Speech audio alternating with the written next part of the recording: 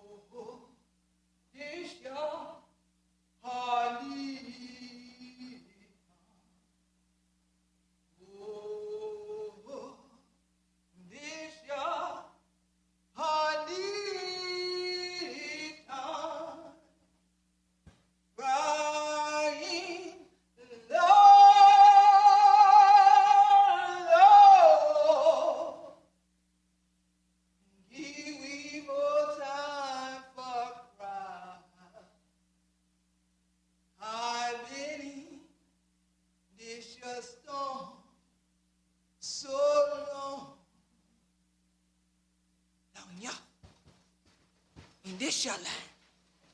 100 yeti about now. Plenty time 100 yeti with this year. And yet I'm called America and thing like that. You ever know such a thing? They have a thief we for Al Mulan.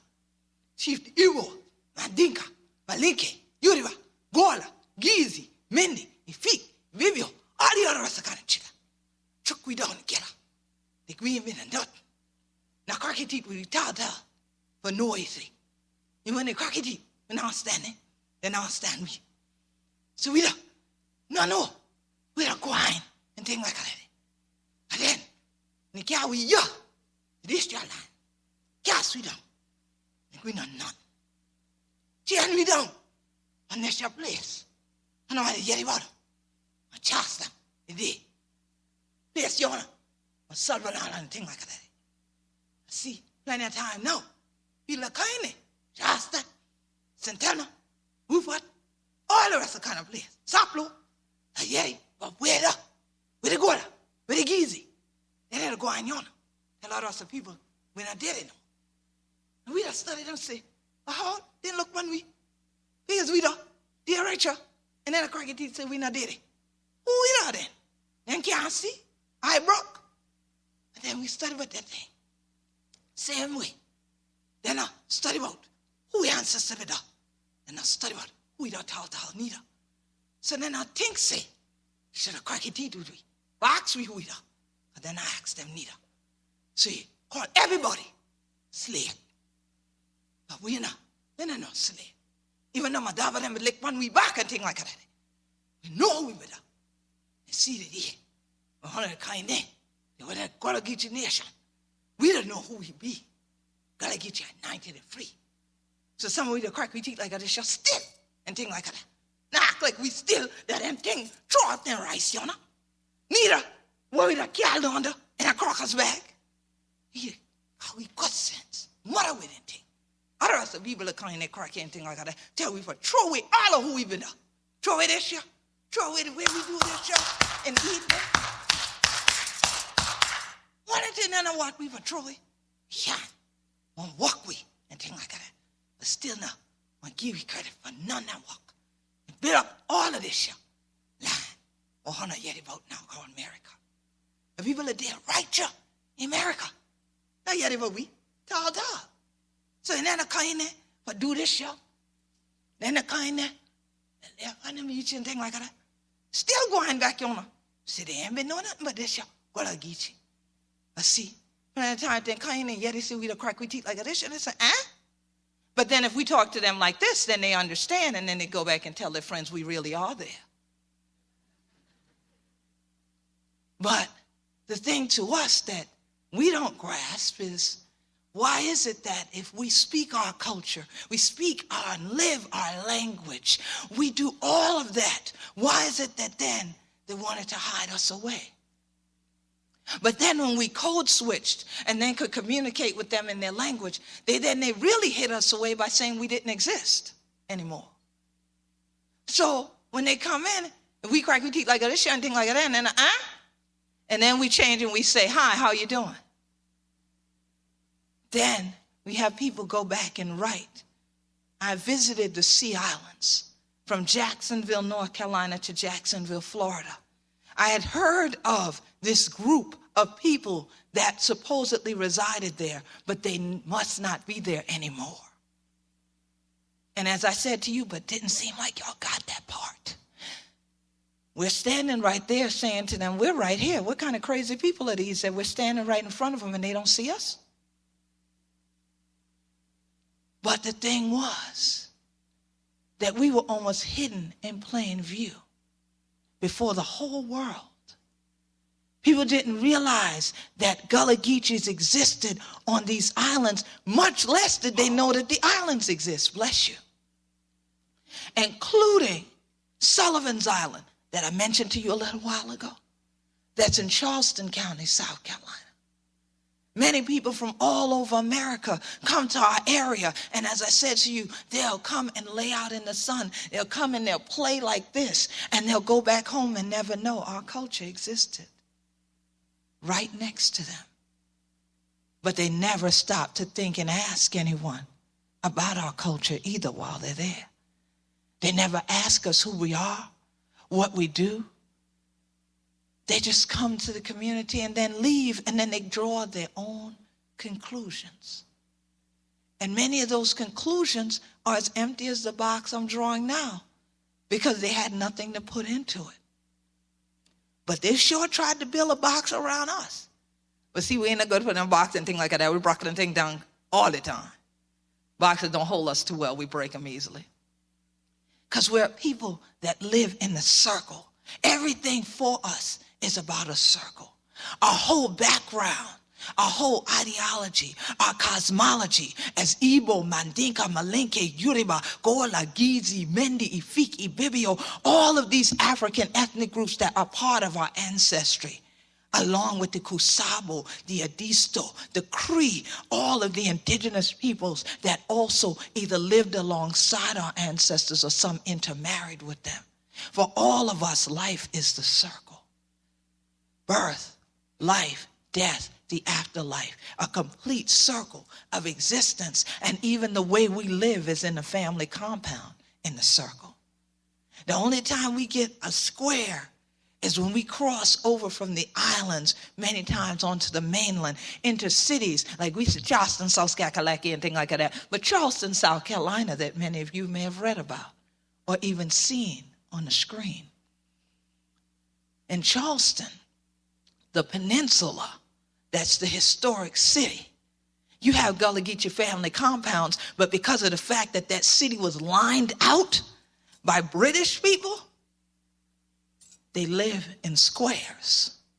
So your grandmama's here, your auntie over here, your mom and daddy house over here, and your cousin so-and-so house over here. And somewhere in the middle of the block is somebody's sister, brother, uncle, aunt, cousin who had married into the family about 3 generations ago. And then if you were to cut through this alleyway between the buildings and come out on that other block right there, that's the other sister, brother that had married the cousin's sister, and now they got children too. So that whole neighborhood is related to each other.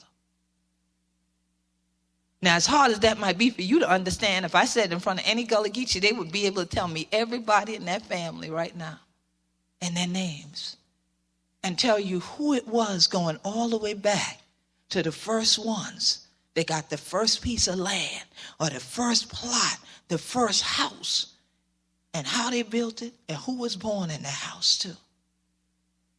So for us, it's always about that circle of connection and continuation. Our shout tradition.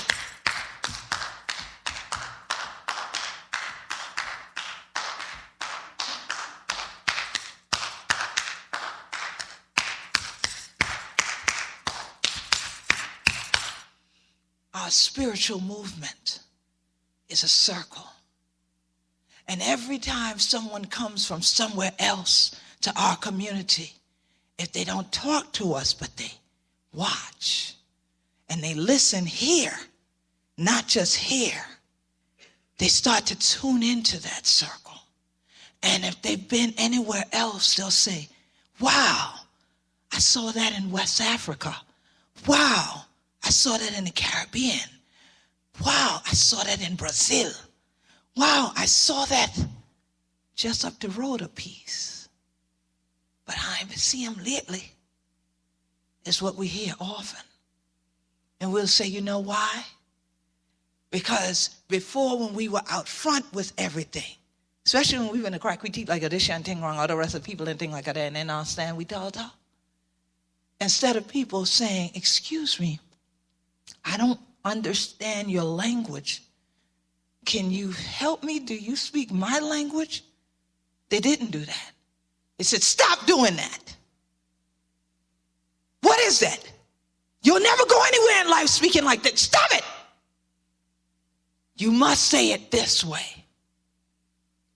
We had missionaries come in during the United States Civil War, or as we would say when Big Shoot started, or as Southerners say, when the War of Northern Aggression began. And this being the 150th year, the sesquicentennial of the United States Civil War, it brings back a lot of memories, a lot of collective consciousness about the very things that happened that work toward our freedom while at the same time working toward our bondage.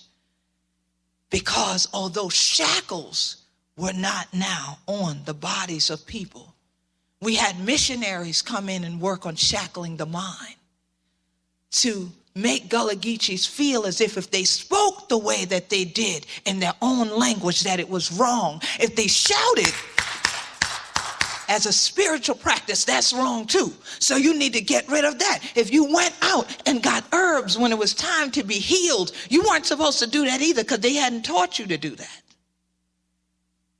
So everybody from the outside started coming in, and instead of ever just taking the time to just stop for a moment and maybe observe and then get to know who we were, for who we are, and why we did what we did, they instead came in and said, no, we're bringing you the right way to do everything. The right way to talk, the right way to learn, the right way to even praise God. Do it this way. Because they were supposedly civilizing us, making us appropriate members of citizens of society. The same people who had also assisted in keeping other human beings in bondage by saying they were only 3/5 of human beings. So they came in, and then as the war began, the schools started being established that are now referred to as the Negro schoolhouses. And in each one, the American Missionary Association and other missionary societies from New England and New York came, and these educators, notice I put this in quotations, came and then began to teach. But how can you teach that which you don't know? You can't teach about a language you never heard.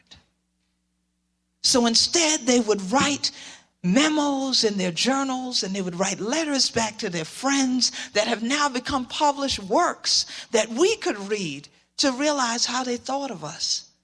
And some even said that it was because of the shape of our noses and our lips that we had an inability to articulate English. Now, you never hear the people that crack a tea tall like this year ain't been English yet. And still a study about how hard to get that the English and things like that. Long as we know about English and things like that, and never yet it this year. So I have yet to hear any of those words I just spoke in English. But for some reason, they never separated it and said, well, these are African people, so this could be African language. Now, everywhere else I go, if you speak 2 languages, it's usually called what? It starts with a B. Bilingual. But in my world, we were called backward because we spoke 2 languages. And many of us were trilingual. Many people could say, ¿Qué pasa? ¿Cómo estás? Some would say, Je parle français.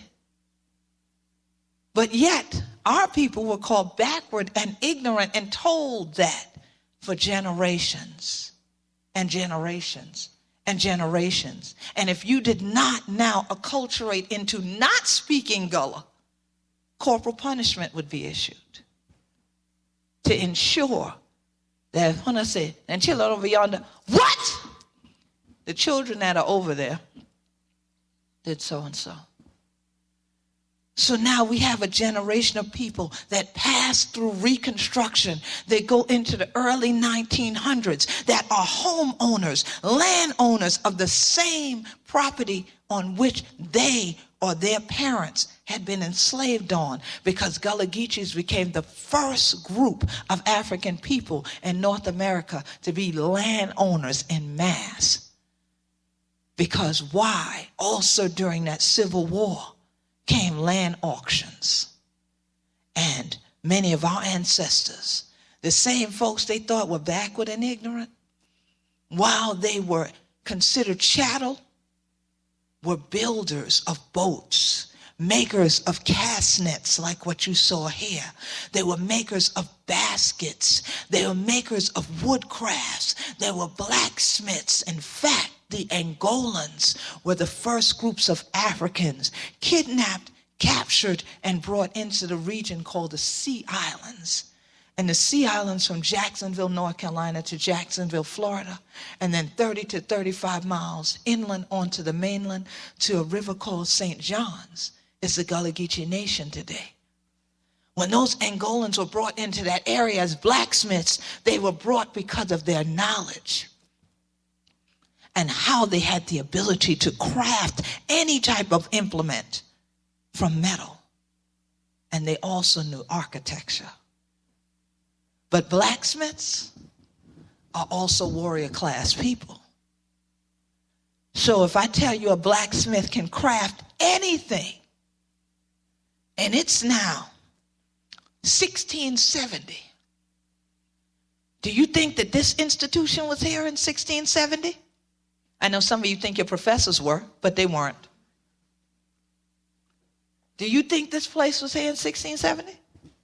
No. So what do you think about the coastal areas of the Carolinas and Georgia and Florida? Do you think that they had massive buildings like what we're in there either? No. What might you think was there?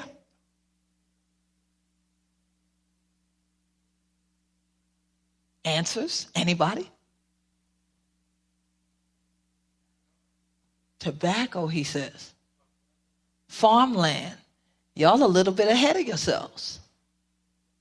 What, someone said what?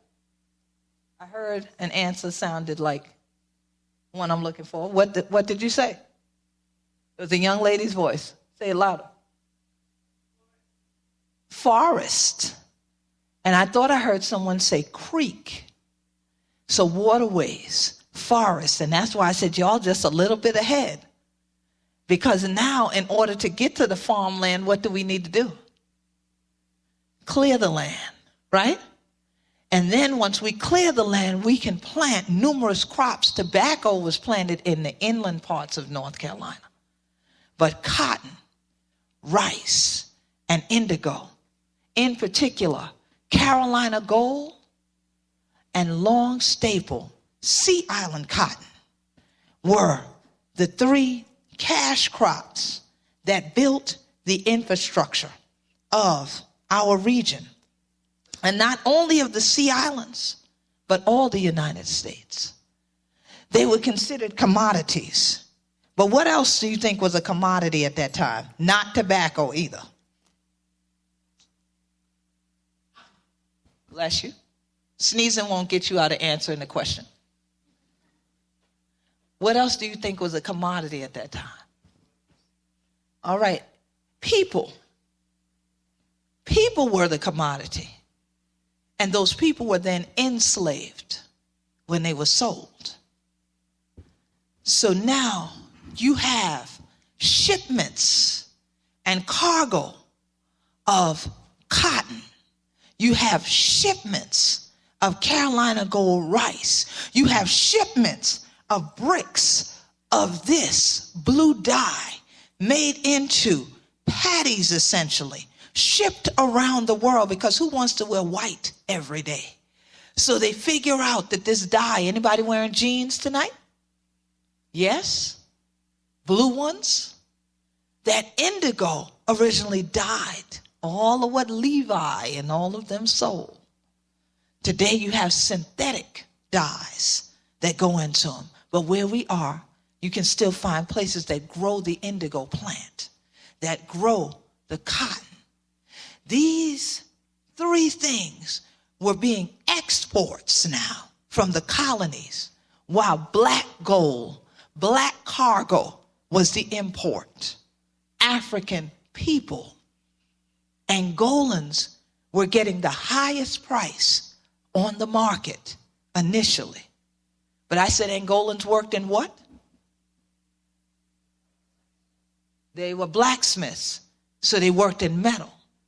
If they could create what it took to get us to having farmland, what would we need to get from forest to farmland? What would they create? Saws, axes. But if I also said to you earlier, they're warrior class people, what else do you think they made? They started making weapons. When they made the weapons, they didn't make it for those who enslaved them. They made them to get out of enslavement. because warriors you can never fully bind. So in 1739, there became new laws in the colonies called the slave codes, all because of an uprising in the area that Elder Town and I are from, called the Stono Rebellion. We have a river there called the Stono River that begins roughly at the edge or the southern part of Charleston County, round in its middle, coming southward, heading toward Beaufort County, South Carolina. And there was a man there named Cato that got renamed Jemmy, who was an Angolan. At that time, Carolina was one place. It wasn't split. Georgia didn't exist as a state, but there was La Florida, Spanish Florida. So there was this warring going on between the Spanish and the British for who would colonize this whole territory. And so the Spanish king put out an edict that stated that any Negroes that escape Carolina and make it to La Florida and convert to Catholicism shall be manumissed and given arms and land. So when Cato heard about this, he got together these other men. They not only made their weapons, but they also made their drums. They beat the drum. They carried their banners. And then they were marching to Gracia Real de Santa Teresa de Mose, or Fort Mose. That is at St. Augustine, Florida today. Some of them got caught by militias and stopped and hung. And then this was to be done in front of the others that were being enslaved, to say to them, don't you ever again try to be free. But that didn't stop them. They banned the importation of Angolans now. And they began to migrate up what is now called the western seaboard of Africa, that we once called Alkebulan. And the kidnapping, capturing of people called Gola, G-O-L-A, Gidzi, G-I-D-Z-I, is incorporated with the kidnapping of Temni, Mendi, Ifik, Ibibio, and all of these other Africans. And they are now brought in to these islands that don't have bridges. We don't end up getting bridges to the islands until the 1930s. We've been there since the 1670s. So here it is that as the Africans work together, live together, grow together, farm, they harvest, they praise, they realize they're not each other's enemy. And in fact, everybody has something that they can contribute. So we put in our words, we put in our spiritual practices, we put in our language and tradition, and we then create this culture that the world has come to know as Gullah Geechee. Out of it evolves a language called Gullah. But the bridge back to Gullah's people trying to speak to English speakers was, as some linguists would call it, a bridge language, a pidgin, or even a dialect of the Gullah language is Geechee. But now we the crack we teeth and thing like that, all the rest are trying to tell we not crack we teeth like that. So every time someone new came in, though, they would tell us don't speak our own language on our own land. Now, the thing about it to us was we were able to code switch. When we went across the bridge, we could speak their language. When we get home, we turn down like this. Thing like that. So for ages, people never really got to see our culture and our tradition or hear our language if they weren't part of our circle. But as a result of that, the world didn't know we existed. So then laws could be put in place that started to displace our people from the land that they'd been on from 1670. So now in the 1970s, we're now faced with what is going to happen, because from the 1950s, these people started coming in that wanted to say, "For," and that seemed to be the only language they knew. They knew that, and they knew how to clear cut every tree that had been there, which we didn't understand since we live in a hurricane zone. what we really didn't understand was, why is it that now when we get to this place that we used to drive right through, there's now a gate? And they tell you, excuse me, you can't come in. What do you mean I can't come in? I got to pull sweetgrass from back there, and then I go in to check on the graveyard over yonder. No, you don't live here, so you can't. What do you mean I don't live here? I've been here all my life. But no, you're not allowed in here anymore. I'm not allowed in a place that my family has been from generation to generation. My great-great-granddaddy, them house used to be back in there by the graveyard. What y'all do to them? And everything that the people had known to exist in particular areas on different islands was being knocked down, bulldozed, trees clear cut out, entire graveyards being leveled so people could build clubhouses, so that after they came and finished speaking this funny language that kept everybody quiet until somebody said 4, and then they clapped, and then they walked over this grass that remained green all year long. But now we couldn't get in. Why not? Again, no one ever talked to us, never asked us, what's sacred about that land? What do you do over there? Who is buried here? Where are the family members? They never asked us. They never asked us why it was that in every photograph they'd seen before they came and visited the island, everybody was dressed in this house dress. They never asked us how come when they got to where we were, people were actually walking around with shoes on and not barefoot like they've seen in every movie that had ever been produced about it. They never asked us, what did our songs mean? Why is it that when a group of us get together, they suddenly hear this sound? They would just say, oh, that sounds so interesting. Some would say, when they had to read a crack, I don't understand them, but they sound so melodic when they speak. Wherein others would say, they need to stop it. Well, we felt like they needed to stop it. Stop blocking people from coming in to the villages that had been there right before their eyes, bringing this thing that I call destruction meant, but calling it development. We thought that they needed to stop overlooking the fact that our elders and our ancestors, blood, sweat, and tears was in this land.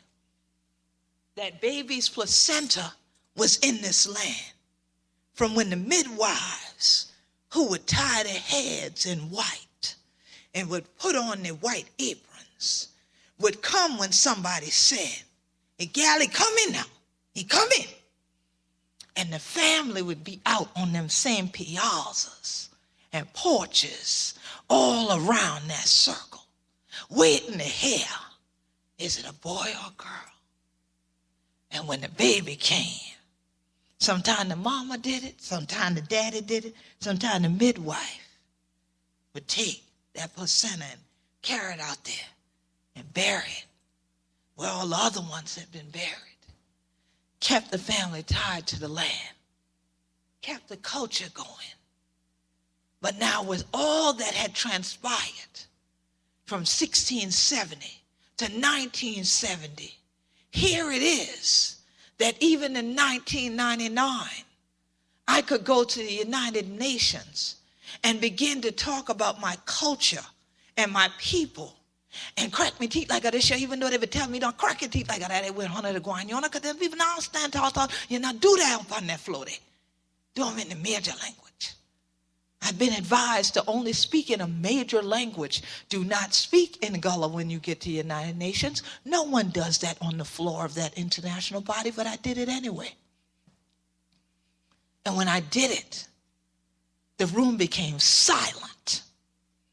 A room that had been noisy all week long suddenly became silent after they finished turning the knobs that were no longer speaking in French or Spanish or German or Russian or anything, and they only could hear, look here, and they're like, what? Huh?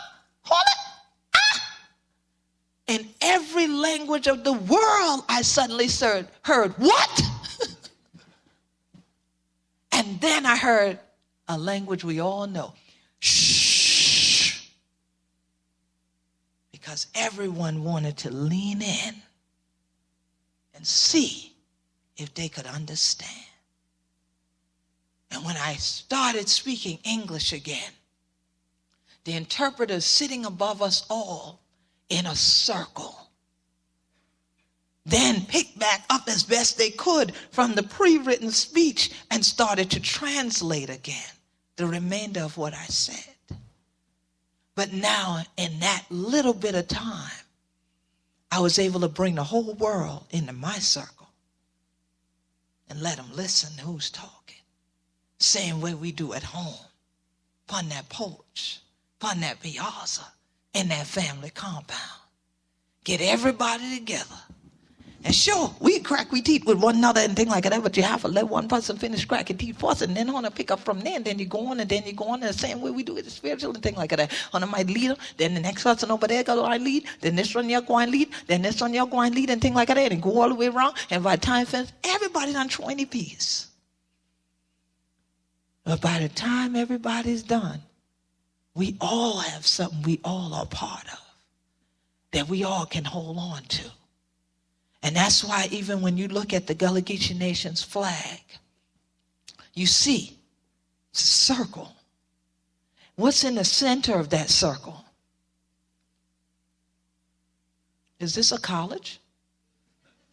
I didn't think that was a difficult question. What is it? A tree. Y'all are afraid to answer, huh? Is there anything unique about that tree? He got it. It's made of people. It's human bodies intertwined. The way that many West African family trees are made. They're carved out of wood. You have an expert carver the same way you would with an expert blacksmith that has been gifted to be able to carve. They carve out from one trunk of one tree all the bodies that represent that family, and that is our family. Every different type of African that was brought to live in those islands that are now the Gullah Geechee Nation is within this tree, and so is the blood of our indigenous ancestors. The roots go deep into our land. The blue represents that indigo that I talked about earlier. The green represents that harvest of the land, that healing that we're currently in this vigil to pray for of the land. That gold represents not only the black gold, the Carolina gold rice, but the sun and a brighter day. And that blue also is for the water, because we believe the water to bring we here, and the water going to take we back. And so for us, the journey that took me across the water to Europe became a journey that started bringing people now to the Gullah Geechee Nation. But unlike the missionaries, they came to learn from us who we are. As we say, who we are down here. They wanted to now speak to Gullah Geechees who lived on the land. They wanted to know, how could you have survived the Middle Passage? How could you have survived chattel enslavement? How could you have survived Jim Crow? How could you have survived segregation?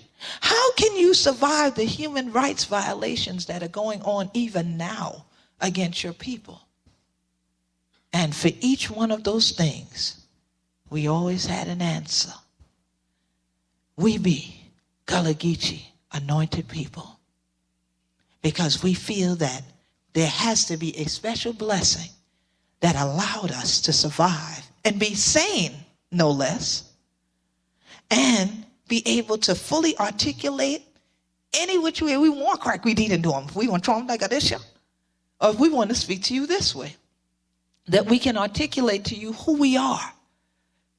And we had to always remind people, We're quite capable, bless you once again, we're quite capable of doing that for ourselves. Because there became a whole lot of folks who suddenly wanted to write about us, who wanted to do a movie about us. But then they didn't want to talk to us because they didn't want to share. But sharing is central to that family circle, that family compound. That's how we survive. Y'all saw that seafood up there? Did it make you hungry? No, because it was raw, right? That's why I didn't put any cooked food up there. I know how college students are.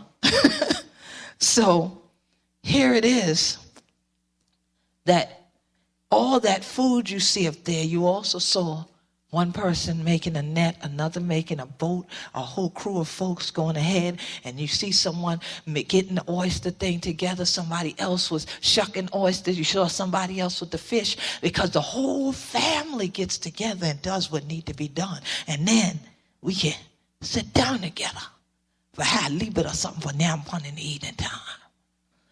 And so when we feed one another, we don't just do it with physical food, but it's also spiritual food. And as you might consider it, intellectual food. So tonight, although they didn't give us a budget from this department to actually have cooked Gullah Geechee food for you, for the physical part, you can go look on the internet for a few recipes and try it out and see if you can make it. You let me know how they do, okay? But we are here to share with you about our community and our culture. And I'm the head of state for the Gullah Geechee Nation. But as I was elected as the head pundit body of the Gullah Geechee Nation, a body has multiple parts. And so I want to also thank one of who I consider my right hand in the Gullah Geechee Nation is our Wisdom Circle Council of Elders. If you want to parallel it to how the U.S. government is structured, the Wisdom Circle Council of Elders would be my cabinet, okay, as a head of state. So please, I want you also to welcome Elder Carly Town, who is on our Wisdom Circle Council of Elders and is our Minister of Information for the Gullah Geechee Nation. And we also have another body, part of the body, which is our Assembly of Representatives. And they are people that are appointed and elected for each area that goes from North Carolina all the way to Florida.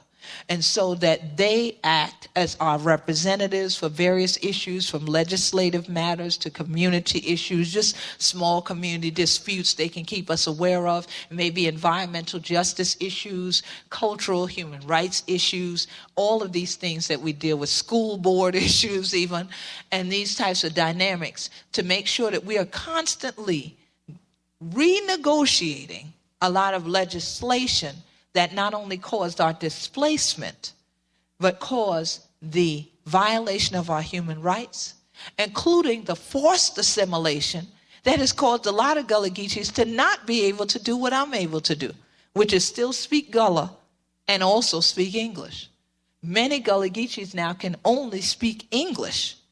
They can understand Gullah, but they can't respond in it because of the things I mentioned earlier that was done. And so tonight, we'll speak in English so that all y'all can understand, because when I did Gullah, y'all kind of just sat there. Y'all didn't even lean forward. I guess you already knew that wasn't going to help. But you at least will have an opportunity to ask questions, and I pray that there'll be food for thought that you can then serve to someone else when you leave. So I hope you do a little better than, when I asked y'all to answer a while ago about that, what's in the middle of that circle. I hope y'all speak up a little more. Are there any questions? Yes, right here. We have a mic that's going to come down to each person, so don't be afraid of the microphone. Think of us as being on a talk show now. Yes, how are you? Thank you. You're welcome. When people originally bought the land, how did that happen? There were auctions for the land, but how did they have money? Excellent. I'm glad you went to that. Remember, as I mentioned, that they were boat makers, cast net makers, they were blacksmiths, and so on. Well, during chattel enslavement, many times African people were rented out. And when you were rented out because of your particular skill set, as we would call it today, then the person who was renting you would pay the quote unquote master or the owner a certain amount of money. But they may also give you a penny or a nickel as a result to just say, oh, good job, here you go, you know. And so they didn't realize that the Africans were now keeping that money many times because they realized they could eventually buy themselves out of this. They could now buy their own freedom. And then if they could then buy their own freedom, they could go and do the same work for themselves, and eventually they would buy all of their family members out as well. Now, in some cases, people would go with the money and they would tell them, no, you're not going to be free. Forget about it. And so when the war started, it just so happened that people still had this money. So what happened when the Confederates who eventually became the Confederates, and the people related to the Confederates ran and left our area. Many of them went north, many of them went westward. And so the Union troops, when they came in, were able to occupy a lot of the area that we're in. The county I'm from is Beaufort County, South Carolina, which was under Union occupation for much of the war. And the county where she's from is Charleston County, which was under Confederate occupation for much of the war. And so when they came in, though, because all these other people who had been the, quote, plantation owners had left, they confiscated the land for non-payment of taxes. All right? So then the Union sold the land, auctioned all the items, auctioned all of these things in order to get money for the war effort. They did the same thing with the continuous selling of the Sea Island cotton. And so, interestingly enough, we then were able, our ancestors, to purchase this land when it went up for auction because many of them had the money because of what had happened before. The irony, one might say, is now Gullah Geechees are losing land at tax auctions because of gated areas being built in our area that now have caused the assessment of their land to go up. Even if they never did anything else to their land, never changed their house, the assessment has gone up 500% in some cases in the course of 2 years. And then people could not afford to pay it and then lose their land for $1,000 sometimes. People have lost 10 acres of land because of $1,000 in taxes. They've lost a house that could be valued at more than $100,000, let's say in downtown Charleston, because they couldn't pay $1,500 or $2,000 worth of taxes. Because in the past, they only paid $100 worth of taxes for that land or $500 worth. You see? And now here you come with a bill that's double, triple, quadruple, in some cases in 1 year. They weren't ready for it, and then they lost the land or the house. Mm-hmm. Any other questions? That's the only question tonight. Okay, well, it was nice visiting Iowa. Okay. Native Americans have lawyers that work for them. Do you have anybody to help defend you? Yes, we actually do. We unfortunately lost one of our greatest lawyers, which was our international human rights lawyer, Yusuf N. Cly, who also was the founder and chair of the International Human Rights Association for American Minorities. I am currently the permanent UN representative for that NGO, and he was very instrumental in ensuring that we have cases and other things that were fought and always addressing things also within U.S. law. But we have also currently, fortunately, we have an heirs property lawyer who is Willie Hayward, who is outstanding. He is a native Gullah Geechee, and so he's done a lot to fight for heirs property rights and to go around and educate our people about their actual land rights and things that they can do as families to hold on to their land. So he is an asset to us. And then we have some folks who have worked with us on environmental justice, because all law is real specific. But unfortunately, a lot of the environmental justice lawyers that once worked with us got bought off now by these companies that want to build and they give them a couple of $1 million, because you don't make much when you're an environmental justice lawyer, but they'll turn around and give them a couple of $1 million, and the next thing we know, they no longer are doing environmental justice law. They're doing something else that has to do with contract law for some real estate company or something. And so right now we have sort of a void in terms of specific people we can always call on in regard to environmental justice lawyers that are right in our region and things like that. But we have several other people now that are lawyers but don't want to practice the law, but they'll help us whenever there's a legal case that comes up. But they'll say, hey, Queen Quet, this is the paperwork, you go file it, or you write this and we'll structure it legally and you go file it, you know, that type of thing. So we do have some folks that are on our side, but we can always use more. Yes, sir. Thank you. Fascinating. How are you working to keep the Gullah language alive, and what's the long-term Objective. prognosis? Yeah. Yes. Well, to keep the language alive is as simply as living it. That's why you didn't hear me say we speak it, we live it. And so even a Lily Churn and thing like that can come to me and crack my teeth and say, I want to do Queen Quet. So even the little tiny children will come up and speak in the language. Now, that's a fortunate thing now, because many of their grandparents don't speak Gullah anymore because they went to the missionary schools and they went to public schools where corporal punishment was issued, so they could never teach the grandchildren how to speak it. But Elder Town and I both, we do a lot of work in the schools, and then there are many of the programs that we do publicly that allow the children to come and they start to learn, and they learn the words. And now, because of a television show I have on YouTube, which is Gullah Geechee TV, if you put in Queen Quet on YouTube, you'll find it, and you can subscribe. A lot of them get to learn things. Even we have people in their 30s, 40s, and 50s say, I'm so glad for this show because now I can learn another language, you know. And so then they watch it with their children, and then the children continue to hold on to it. So it's excellent. Mm-hmm. And the teenagers, of course, love it because they can talk about stuff, and folks don't know what they're saying. Yeah. I think we have a question from an online student. Oh, excellent. Yes, we have a question from Andre in Ames, Iowa. Is the United States helping with relief or donations to help restore your way of living? Excellent question. Now, the United States has not helped financially. So when you say donations, no, they have not donated anything to us. Zero. What we do have that we fought for is the Gullah Geechee Cultural Heritage Act was passed and signed into law in 2006. Now, it took 9 years of my life to fight for, and we had Congressman Clyburn, who was instrumental in getting it walked across the hill and getting it passed after that long process. The good thing was we got the act that now recognized that we were a unique cultural and ethnic group within the United States, so therefore the U.S. should do something to acknowledge that and protect it. So now there is a commission that was established to now actually put together what's called a general management plan for what is called the Gullah Geechee Cultural Heritage Corridor. But legislation is not appropriation.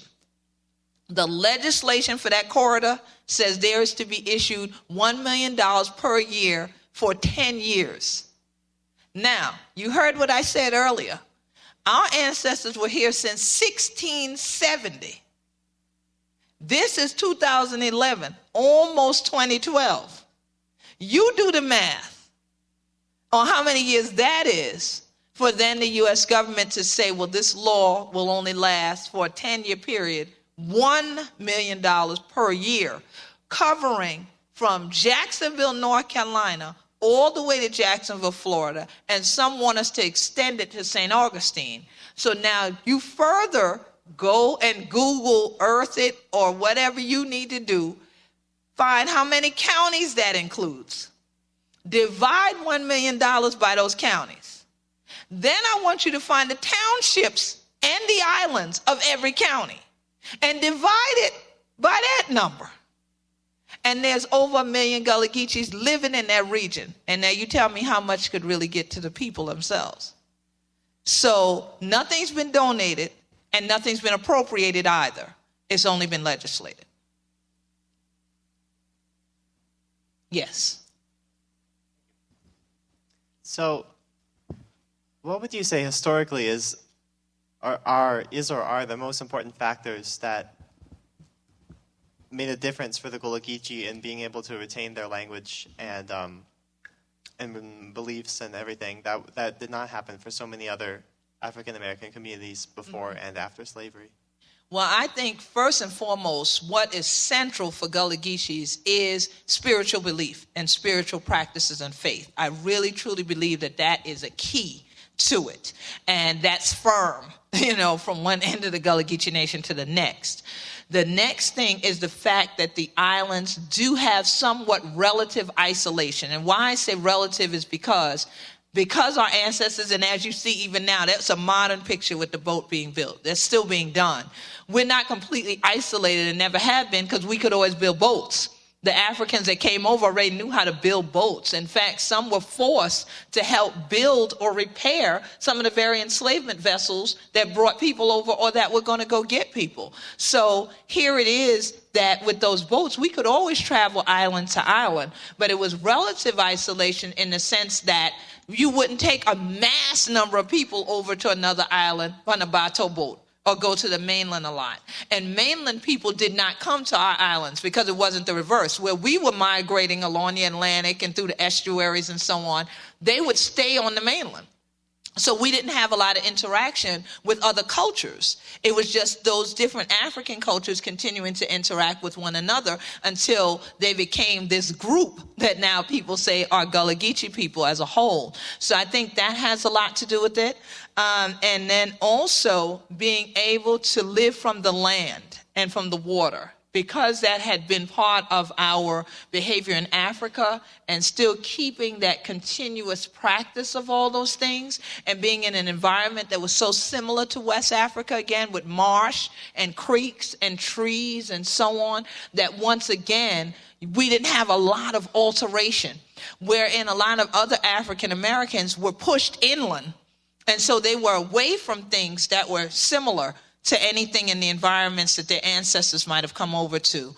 We also were the majority. There's a book called Black Majority that was written by Peter Woods, and it still refers to the fact that even until the 1980s, Gullah Geechees were the black majority in this region. So here it is that everywhere else, let's say in Virginia, it was the reverse, where the people who were African American there were constantly involved with people who were Anglo. Everywhere where they were, the houses, the plantations, the neighborhoods, the everything, they were always involved with other cultures, in particular those cultures of Europe. So then they became assimilated a lot of times into that, when with us, we were now African culture, another African culture, another African culture, an indigenous American culture, another indigenous American culture, very similar to the African culture. So it was like you were just blending sort of the same spices together, in our case, wherein in the other case, you would cook it with all kinds of other stuff. Here's some spice, here's some vegetables, here's some meat, and then putting it together and then it becoming something different. So I think that all of those were critical factors, because with us being there autonomous, even during chattel enslavement, we had what were called drivers on the plantations, which were other African people. They were not usually European overseers. That was the difference in the terminology, although the job was the same. If they were European, overseer. They're African, driver. And so again, we didn't have a lot of interaction with others from other cultures that would cause us to assimilate so quickly. So I think all of those played into why we kept the culture. Mm-hmm. We have another online question. Mm-hmm. Yes, here we have Brandy from Los Angeles. What formal or structured steps are the Gullah taking to ensure the future of their culture, language, and traditions going forward? What are perceived to be the main threats to maintaining these elements? Okay. The structured steps that we've taken is, number one, standing on our human right to self-determination and taking our case before an international human rights body. The United States government did not want to do anything. What they were initially asked to do was something that turned into what's now called the Special Resource Study of Low Country Gullah Culture. They did not want to pass a bill for whatever these people were. They didn't even know how to pronounce our name. The Gulas, the Gulaks, what are they? most congressional representatives had no idea that we existed. So they didn't really want to be educated about it either. They felt like it was a non-issue, that these were just some black people down south. And so they had to be educated first. So now when I suddenly go to the United Nations, it becomes more of an issue now for the U.S. to say, wait a minute, who are they? What's going on? And then this law passes after. So the first thing was taking that step. The second thing was actually taking the steps that we understood based on advisement with international human rights bodies and lawyers, saying, well, if you want to protect your culture, you are a linguistic and ethnic minority, there are laws to protect you. But you have to have a structure. So here is the formation now of the Gullah Geechee Nation, which took place July 2nd, 2000 was when we officially presented that to the world. In 2001, we then presented our own constitution. So we have our own constitution. We then have taken formal steps to then interact with each state, North Carolina, South Carolina, Georgia, and Florida, to ensure that they know in laws that they're making that they have to also protect our rights. So those things go into it as far as educational aspects of that and the assurance of keeping the language there. Then we also have to interact with school boards.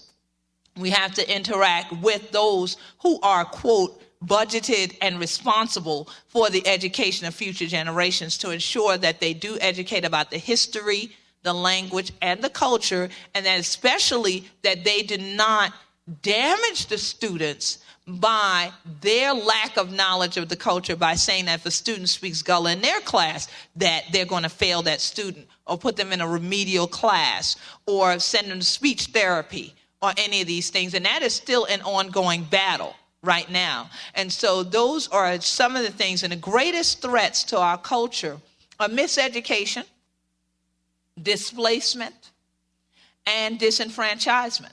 Those are the major ones, because the miseducation has caused people to either not know we exist or to think we're only storytellers and people that just eat rice and, you know, a lot of myths that are out there, okay?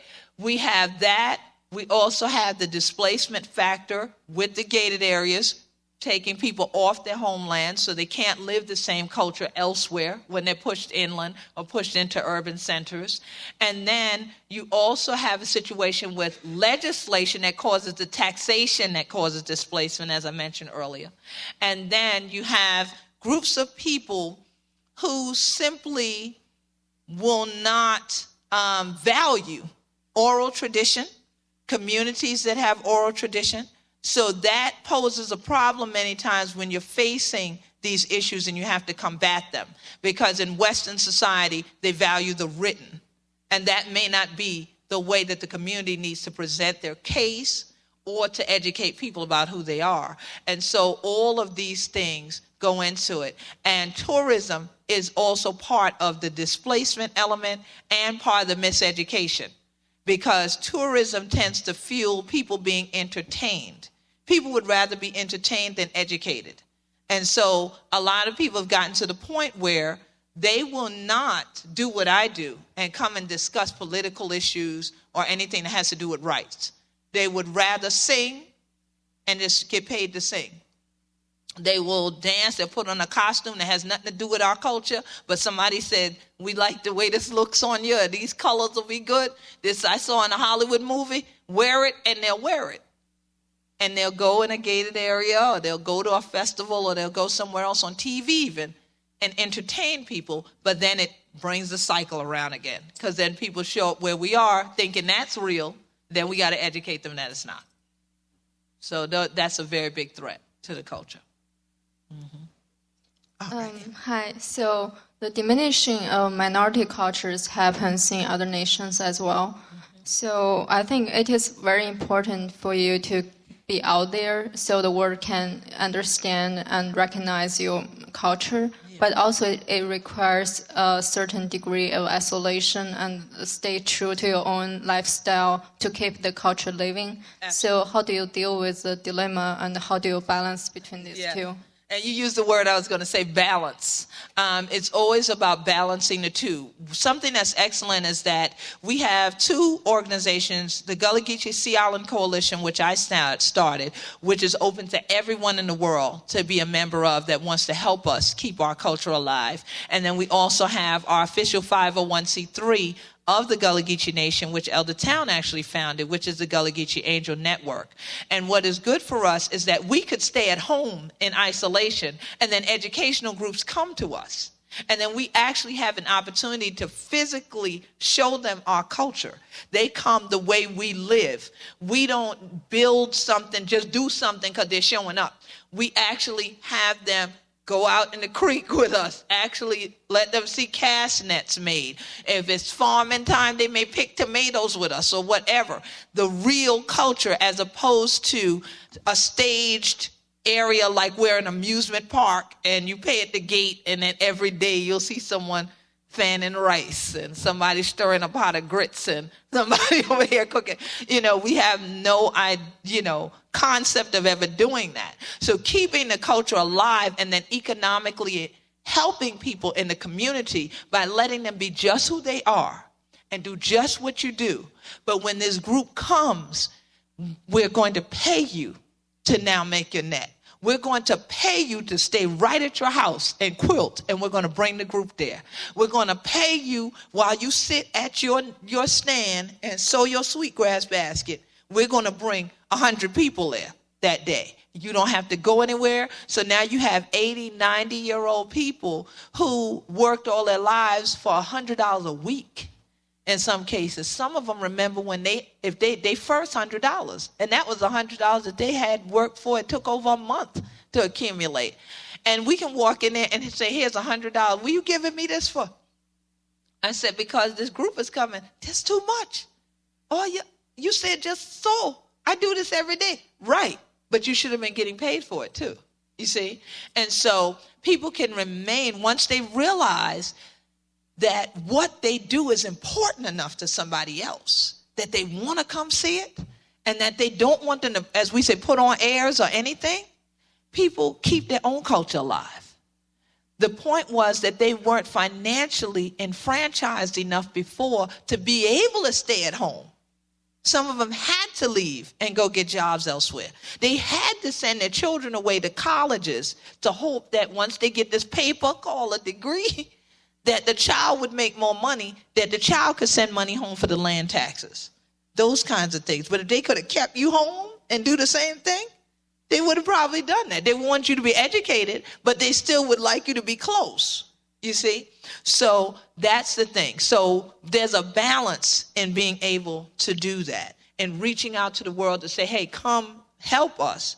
But when you come visit, you don't have to move here. You can come and actually do ecotourism without having to do tourism. And then we don't have to build stuff, roads, extra bridges, huge buildings, cut down all these trees. You don't have to do all that. There's a way to live in the natural environment and a way to still keep the culture going. Mm-hmm. Is there another one up there? Yes. Yes, Online? I have Gabriel from Asheville, North Carolina. I figured it was down south when your name was Gabriel. Do you have any members of the Gullah Nation return to the community, or do you have new members that were assimilated from outside? What were some of the reasons or shortcomings of these members? We have both. We actually have both.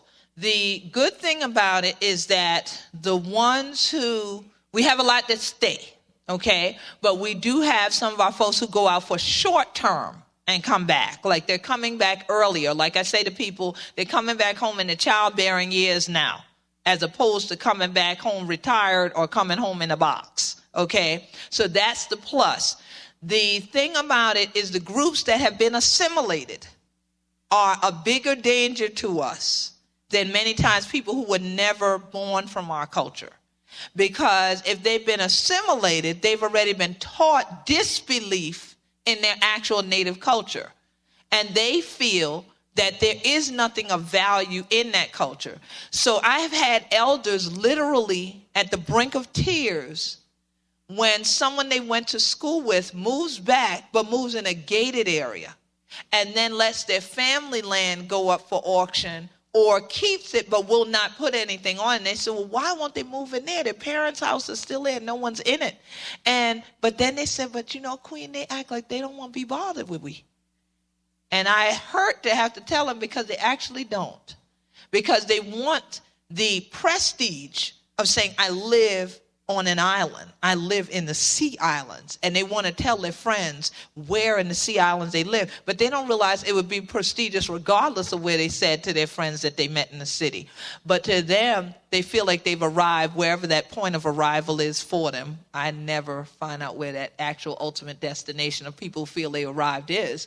But they feel like living in isolation behind a gate is better than living amongst their own people. So they have been a problem, because when someone then says, well, we need to speak to Gullah Geechee people about this zoning law, and the people who I call the traditionalists go to the meeting and say, no, we do not want this change. We don't want you making commercial zoning on this island for this, that, or the other, because that will only cause displacement. We've seen it before. Then what they'll do is try to circumvent the people who are traditional, go find that one person, and then come out and say, well, this one's a native too, because they were originally born here. But they haven't lived here for 50, 60, 70 years, and even now they're not really living here. They're in this created world behind the gate. So they've been very dangerous to us, the ones that are what we call fully assimilated. Now, there are some who come home and will come to programs like this. And they'll come and they'll listen. And then later, they may not say anything in the audience, but we'll get an email later. It says, you know, I'm really glad I came to that, because y'all made me think really hard about a lot of stuff that I might have done in the past. And maybe now I need to change that and do some things to help what you're doing.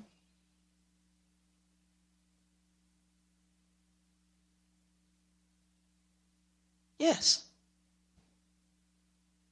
Y'all gonna let her get all the questions in? Nobody in the middle here has any? Go ahead. Compared to like what you were talking about originally when people just didn't see you, now that you're starting to have more of a presence, especially maybe in your own community or in your own region, do you see people outside of your culture starting to own some of that and be proud that they live in a region that has Gullah people?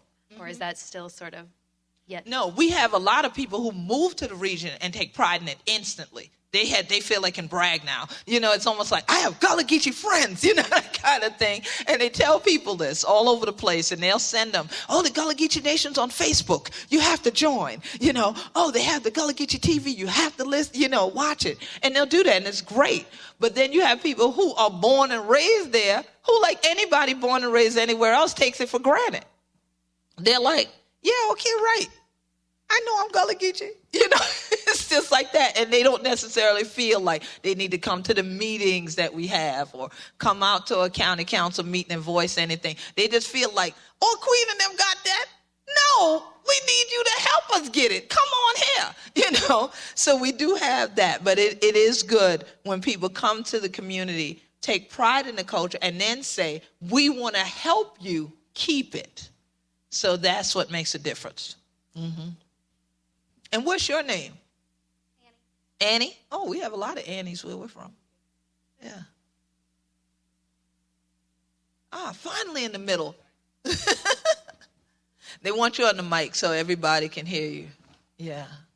There we go. Queen Quet. Yes. We heard that you studied to be a computer programmer and a mathematician. Yeah. And we have many computer programmers and mathematicians here. Maybe they'd like to know how that study has influenced your career or empowered you or impacted you. Excellent question. Well, being a person that always loved math, at the time that I studied computer science, we won't say when that was. We'll just say the CPU was about as big as this room, okay, for many computers at that point. And it helped me when the internet came about, because that was a critical point for our community. in terms of what was happening with legislation that was causing displacement. We already had the destruction of Hilton Head. We had it of Fripp Island and these places. So now it was, what can we do to stop this?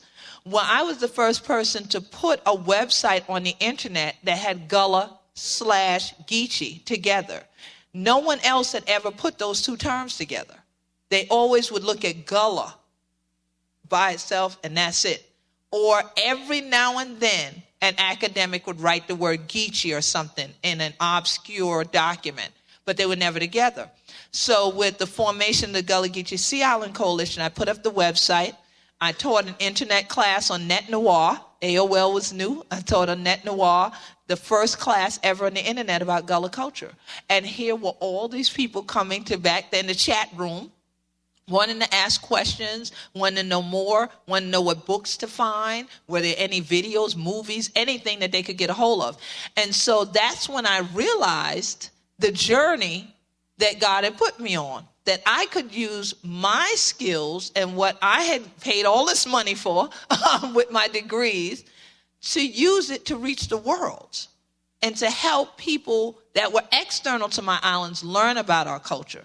So I'm a very technologically involved person. And so I love the fact that technology is going the distance it is now, that we can, right after this, put something on YouTube and then people all over the world can hear it. And Gullah Geechees, even in the military, can keep up with what's going on at home.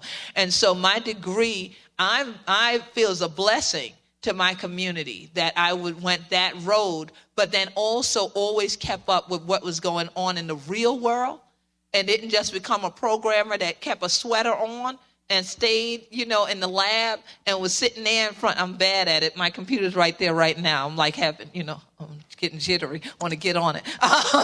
Keep it close by, but not one of those people that got there where I was so isolated that all I could do was talk in techno speak and be a geek and not actually know what a real tree looked like outside. Like if it wasn't a digital tree on my screensaver, I wouldn't know what it was, So I was glad that I lived in both worlds and still do a lot of times. And so I think it's helped. And especially here, I feel like going back to college with this campus. I want to go in the virtual booth when this is all over. Yeah. I know y'all like, what? We're trying to get out of college. She want to come back? I know y'all were just stunned by that last comment. Another one? If there are no more questions. All right. Good. Thank you very much, Queen Quet. We appreciate thank you sharing well, your before experience. you shut your computers or put your pens down, I'm going to give you a website. I know y'all heard the Gullah Geechee Nation on Facebook, but also you can go to www.officialGullahGeechee. If you need to spell it, look on the flag. All right. .info. And you can also go to www.queenquet, and Quet is QUET.com. And you can always reach us through those websites and especially become a fan on Facebook. It's hot where we at, so fan us, please. And so that you can keep up with things that are going on and definitely, hopefully, help us. And I'm looking for all my techno-savvy people here to help me create some interactive CD-ROMs about our culture so we can continue to educate the next techno generation about us, too. All right? So I want to thank Dr. Elisa Rizzo for the invitation. I want to thank, where are you? Mark and Jim and Jen back here. So because we've had a wonderful, outstanding trip. This is my first time coming to Iowa. So I must tell you, we have a good report to take back to the Gullah Geechee Nation. It has been outstanding. I'm praying for warmth for y'all. Instead of this freezing tonight, praying for warmth to turn that back. But definitely, we love it here, and we definitely want to thank everybody at Iowa State because we have had an outstanding day on your campus and in your town. Thank you so much. As we say, tanky, and as I always close and say, Hona must take care of the root for heal the tree. So we hope that we've given you some tools tonight to dig just a little bit deeper into not only our culture, but even your own, and definitely make sure that the world knows about it. It can make a difference. Peace and blessings. Thank you.